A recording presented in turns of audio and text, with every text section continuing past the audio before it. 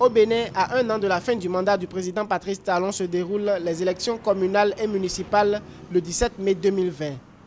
Dans le cadre de ce quatrième scrutin local à l'ère du renouveau démocratique, la campagne électorale bat son plein majoritairement via les médias dans un contexte particulier lié à la pandémie du coronavirus. Ces élections de proximité présentent des enjeux politiques et de décentralisation pour le développement des 77 communes du pays. C'est un test grandeur nature pour le gouvernement pour voir à peu près à quoi ça va ressembler l'élection présidentielle de 2021.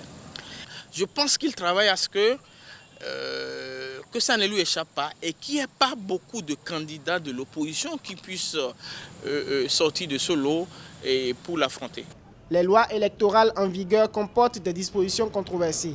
Selon l'article 184 du nouveau code électoral, seules les listes ayant recueilli au moins 10% des suffrages valablement exprimés au plan national sont éligibles à l'attribution des sièges. Aussi, les maires qui seront élus par les conseillers désignés le 17 mai 2020 vont parrainer des candidats à la présidentielle de 2021. Les conseillers communaux et municipaux seront élus pour un mandat de 6 ans. Il faut que cette mandature qui va commencer dans les semaines à venir puisse être arrimée à la réalisation des objectifs de développement durable dans les collectivités territoriales. Des experts estiment que les élections communales et municipales du 17 mai 2020 sont exclusives.